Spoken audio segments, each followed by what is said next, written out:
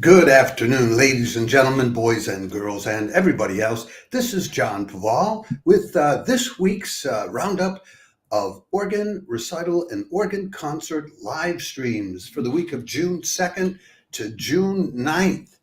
Welcome to all our viewers.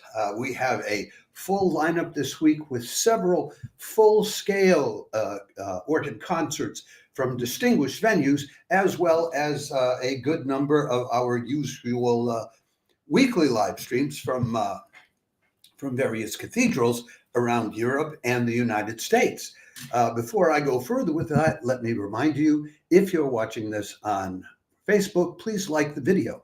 If you're watching on any of our other 6 platforms, please follow and or subscribe to Access Arts Live on YouTube, X, TikTok, Instagram, Threads, and or LinkedIn, wherever it is you may find this video and be watching it. And we will continue to provide you more than 1,000 live links to live performances online in the coming year, just as we did in the last year.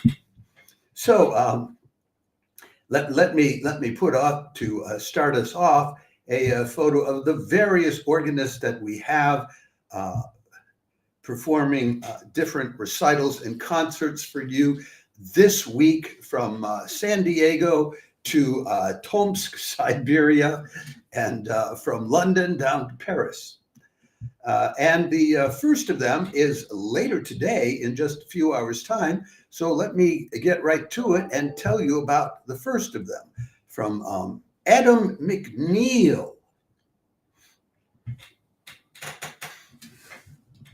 Tuesday, wait a second, I get my notes. My computer always jumps around when I try to start doing anything. Tuesday, June 3rd, St. James Cathedral, Toronto, host Adam MacNeil of St. George's, St. Catherine's, and Trinity College, University of Toronto for its weekly organ recital live stream at 1 o'clock Toronto time. That will be at 10 o'clock in the morning on the West Coast and 7 o'clock in the evening here in Europe. We give you the link to the organ specs for that, the organ there. It has 87 ranks, 67 speaking stops, 4 manuals over 6 divisions, 5,101 pipes, which they are very proud of. Adam is a divinity student at Trinity College, University of Toronto, and I wasn't able to find a lot of information besides that, except that he does play at these other churches in the Toronto, Canada area. So that's what you have today, later today. On Wednesday, some of the usual weekly recitals are off now and may not be back. Glasgow University Chapel Choir will be dark until the fall. Temple Church London has no recital this week. I think they will be back next week. And then first thing on Wednesday morning, if you fancy an operatic journey to Pushkin's fairy tale land of Lukomorye, Wednesday, June 4th, Dmitry Ushakov and soloist of the Tomsk Philharmonic take you there with opera themes by Glinka, Glazunov, Rimsky-Korsakov, and Tchaikovsky. That'll be at 7 o'clock in the evening Siberian time, which is 1 in the afternoon in Europe, 7 in the morning on the East Coast, 4 a.m. on the West Coast, and a lovely 9 in the evening Wednesday evening down under in Australia. This is the Tomsk Philharmonic. They always do fairly elaborate concerts, and if you go to their website, you'll find a lot of verbiage about it. The pieces they're doing include Glinka, overtures and march of Chernomor from the opera Ruslan and Lyudmila, Glazunov's Prelude and Fugue in D minor, Opus 98, Rimsky-Korsakov's suite from the opera The Legend of the Invisible City of Kitez and the Maiden Fevronia. That's an English translation of whatever the Russian is. Tchaikovsky's The Letter Scene from the opera Eugene Onegin, the duet of Lisa and Polina from Tchaikovsky's opera The Queen of Spades, and the overture fantasy from Romeo and Juliet. Sounds like a lovely concert. It's part of a series entitled Summer Evenings in the Organ Hall. So I think they're trying to give you a pleasant summer evening, although it will be afternoon or very early in the morning if you're in the United States. And I probably forgot to put up the photo of Ushakov because I am not perfect. but I can show you his photo now. It was this whole thing was out of order for today anyway. That's Dmitry Ushakov. He's the resident concert organist with the Tomsk Phil. He's been with them for a number of years. At one time, I think he was the director of the orchestra itself. So he's quite a guy.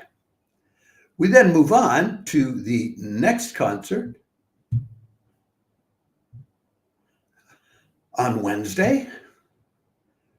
From Queen's College, Oxford. Wednesday, June 4th, Queen's College, Oxford, live streams Oriel College organ scholarship holder Edward Bence on the Queen's College Frobenius organ, which they are very proud of. That'll be at 2:10 in the afternoon European time, 8:10 in the morning on the East Coast, 5:10 in the morning on the West Coast, and 11:10 p.m. down under in Australia. Edward Bence, he is a 21-year-old organist and pianist, currently studying mathematics at Oxford, but he is also, at the same time, he has this organ, he's an organ scholar at Oriel College, Oxford. So, and he was formerly a music scholar at King Edward VI School in Southampton. He's an associate of the Royal College of Organists. He's been an organ scholar at the Romsey Abbey. So he's really into it. This organ, I finally got information about it. We'll give you the link to it so you can see what they have to say about it and get all the details of the specs. The organ was built by the Danish firm Frobenius in 1965, and the people at Queen's College say it set the standard for the classical organ revival in Great Britain. I will leave it to you to check out what they have to say about it, because there's an awful lot of verbiage, but it really does come down to the organ specs. You'll want to take a look at those if you're a real organ enthusiast. And for once, they have no competition in that time frame, whereas usually they do. Usually there's Temple Church and there's and the Glasgow University at the same time. So we move on to the next, and that'll be later on in the evening. Wednesday, June 4th, Artbene live streams the Mariinsky Theater's concert organist Olga Kotlyarova on the Kuhn organ at the Catholic Cathedral in Moscow, playing early music by Bach, Sweelinck, Pachelbel, Franck, Handel, Purcell, and more. That's S. Franck. That's not César Franck. That'll be at 7 o'clock in the evening European time, 1 o'clock on the East Coast, 10 o'clock in the morning on the West Coast. It's an 8 o'clock in the evening Moscow time concert. Olga Kotlyarova, she's a big deal in St. Petersburg. She went to the Rimsky-Korsakov St. Petersburg State Conservatory, studied organ and harpsichord. She was a multiple prize winner. She's a lead soloist with the St. Petersburg Concert, regularly plays at the Mariinsky Theater, where she has her own page. She's performed, in some of the European places too, like the Concertgebouw in Amsterdam, and at the Riga Cathedral, the Royal Library in Brussels, but I don't see that she has done the circuit of all of the top European places, and there's no indication she's played in the U.S. at all. So, but she's very active, and she also creates theatrical productions. She'll be playing, let me give you the list. This is a full-scale concert she'll be doing. She'll be playing Bach's Partita in E minor, Ach, was soll ich Sünder machen? Oh, what should I do? I, a sinner. Then Sweelinck's variation on the theme, Mein junges Leben hat ein End. My young life is at an end. John Bull's Prelude and Variations on a medieval Christmas carol. And now here's another author. I don't know, Franz Xavier Murschhauser's Pastoral Aria with variations in G minor, Opus 1. Then some Pachelbel, César Franck, I guess it is César Franck, Handel, Purcell, and J.S. Bach. There's a full concert for you, a full evening concert. If you want something more than just a recital, this is it.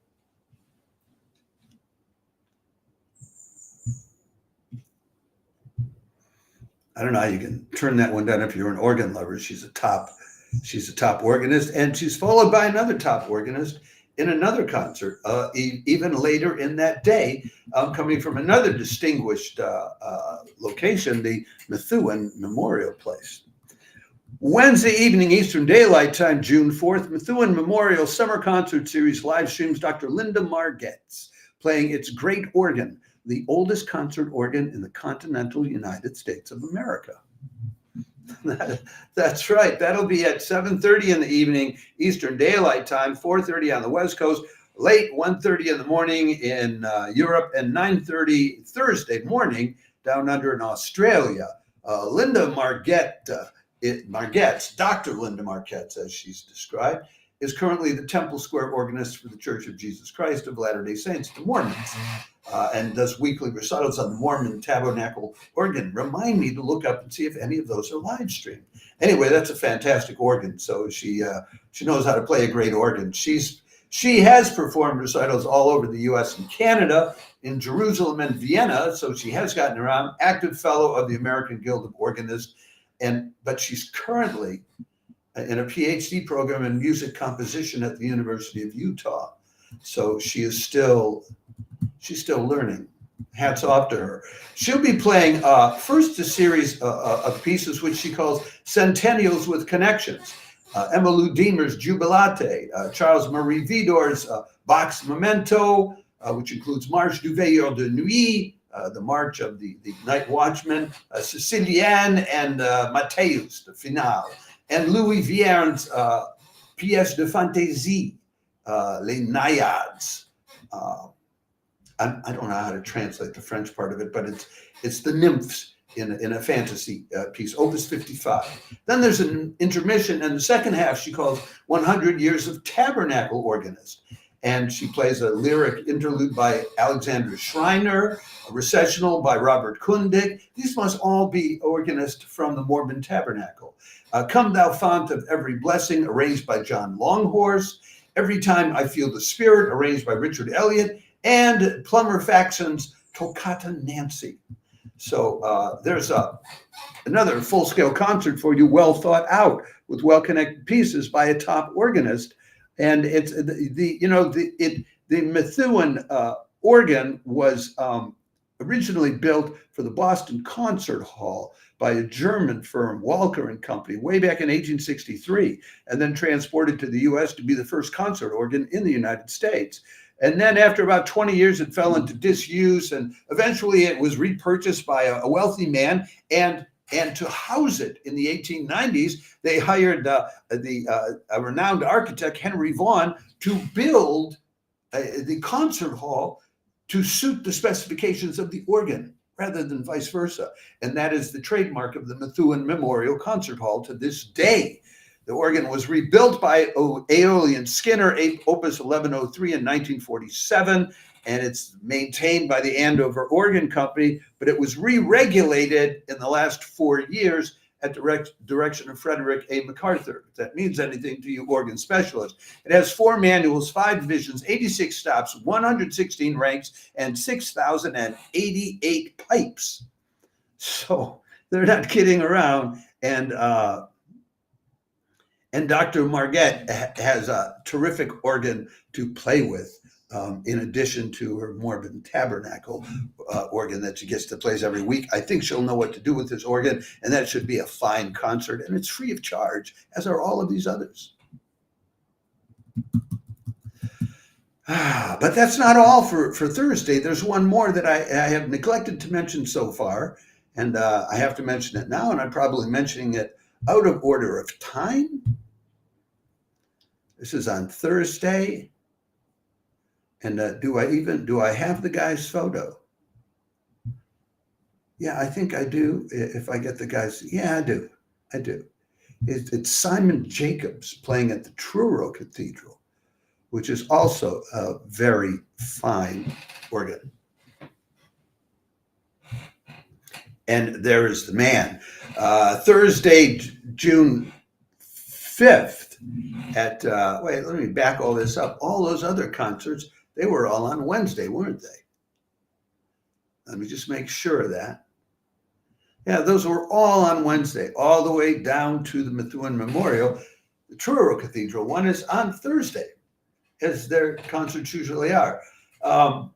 Thursday, June 5th at 2:10 in the afternoon, European time, the Truro Cathedral host Simon Jacobs, who started out as a boy chorister at Truro Cathedral, playing their Father Willis organ.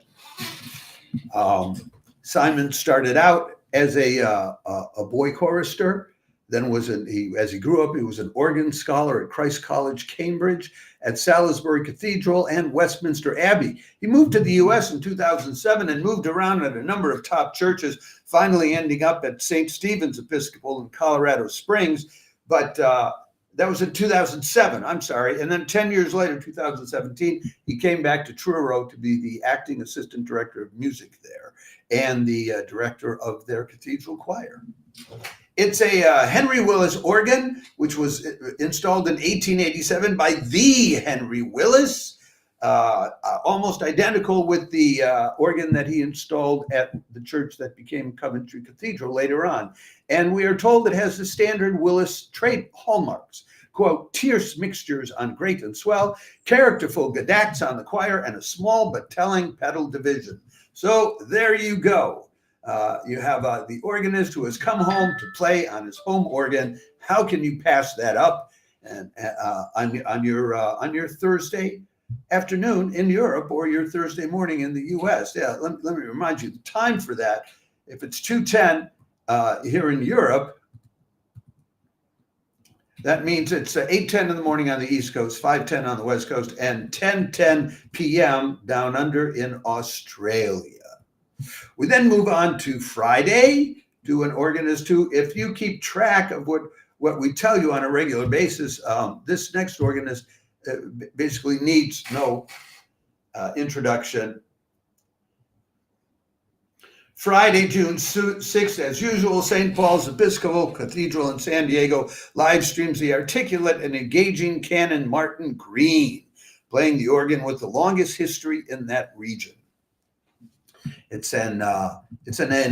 was originally an Aeolian Skinner. Well, originally the organ was built way back. I think the first one was back in the mid 1800s. But in 1969, Aeolian Skinner built the last of their organs west of the Mississippi there, Opus 1495. And then in 2012, Quimby Pike organs rebuilt it completely, Opus 68. It has 4 manuals, 98 stops, 86 ranks, 115 draw knobs, and 4,933 pipes. I can tell you Martin Green, he's been active, gotten awards from the American Guild of Organists, appears regularly on NPR's Pipe Dreams Live, and does some concerts around. And he's great at giving you explanations of why he chose the particular pieces of music he's playing and what he likes about them, and doing so without leaving you in a cloud of musicological dust. Check him out. That's at 1 o'clock in the afternoon on the West Coast, 4 o'clock on the East Coast, 10 o'clock your Friday evening here in Europe, in the middle of the night in Australia. So I won't even tell you about that. Now, we have 2 more live streams for me to tell you about. One of them I'm only going to mention briefly because it's really more of a chamber music one. And if you want more of the details about that one, then you want to check out the chamber music roundup, which I'm going to be doing later on today in about an hour and 40 minutes at 6 o'clock our time in Europe, noon on the East Coast, and 9 in the morning on the West Coast. This is a Saturday. This is an Artbene joint. And it's on Saturday at 8 in the evening European time, 2 in the afternoon on the East Coast, 11 in the morning on the West Coast. It's a 9 o'clock in the evening Moscow concert with organ, mezzo-soprano, and cello, doing various pieces by Bach, Schumann, Scarlatti, Schubert, Fauré, Gounod, and others. But tune back in or check out my roundup of chamber music, where I will go into more detail about what that particular concert is. What we have left for you to tell you in terms of, strictly speaking, an organ concert is the usual Sunday afternoon concert coming to you from the St. Eustache Church in Paris, France. Sunday, June 8th, St. Eustache Church in Paris live streams resident organist Thomas Ospital playing Nicolas de Grigny and Maurice Durouflet on the magnificent Den Heuvel organ, one of the largest organs in France. That'll be at the usual time, 5 in the evening, Paris time, 11 in the morning on the East Coast, 8 o'clock on the West Coast. Thomas Ospital is one of the 2 resident organists at the church. If you really want to know about him, you can go to our YouTube channel, and in the interview section, there's about a 35-minute interview that I did with Thomas, where he told us all about the church's, the organ, the details of it, the architecture of the church, and how it enhances the tone quality of the organ. And it's a fascinating thing. If you're an organ expert, I think you'll enjoy getting these details from Thomas. And if you don't know about organs, well, it's what the French would call une leçon. You can find out. This will teach you everything you might want to know. The Den Heuvel organ has 101 stops, 5 manuals, 7,952 pipes, just about the same specs as the organ at the Cathedral of Notre Dame that people get excited about. But many people think this organ sounds better than the one at Notre Dame for architectural reasons. But check out that discussion with Thomas, and you'll understand why. And the other thing, the great thing about this live stream is that a number of these weekly organ recitals we tell you about, which happen every week, they'll be in a huge cathedral and only 10 or 15 people there. At St. Eustache Church, they get several hundred people every Sunday. I mean, the people flock to it. It's standing room only. They fill it. They section off about half of the church and put all the benches around the organ console, and all the benches fill up. It's got to be like 300 people at least, and there's other people standing in the back. So how do you like that? Standing room only for an organ recital? You got to check it out. So he'll be playing Nicolas de Grigny's Veni Creator, which consists of, I think, the several pieces that he talks about: the Planche en taille, the Fugue à 5, a duo, Récit du Cromorne, a dialogue sur les grands jeux, a dialogue on the great fountains. And then he'll play Maurice Durouflet's Prelude, Adagio, and varied chorale on the theme of Veni Creator.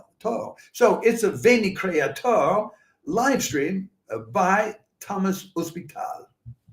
I don't know how you can beat that, really. Well, that's what we have for you for this week. I hope that any of these organ recital or concert live streams inspire you, uplift you, or just show you a heck of a good time.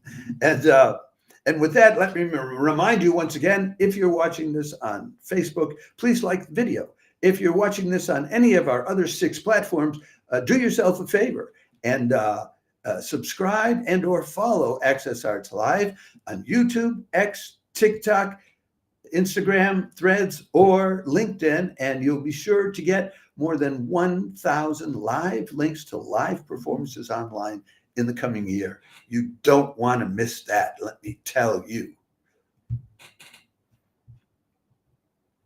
We have been doing this for about a year now, and we have done an incredible number of organ recital live streams all through since the beginning of last June. In addition to that, chamber music concerts of all kinds, not only the traditional chamber music, but contemporary chamber music, and sometimes dance music of different kinds, and early music of different kinds. And I'll be talking more about that kind of chamber music in just a little while, about an hour and a half from now, when I do the chamber music roundup. And then in addition to that, we've provided you with live streams or links to live streams of all sorts of orchestras, from down under in Australia and New Zealand to the United States, from coast to coast to all over Europe, all the way out to Moscow and Tomsk, Siberia. So we've really brought the global panorama, you could call it, of live streaming that's going on today more than ever before, and just laid it at your feet to enjoy it. So I hope you appreciate that. And with that, I will sign off, and I'll come back in about an hour and a half to tell you all about the upcoming chamber music this week.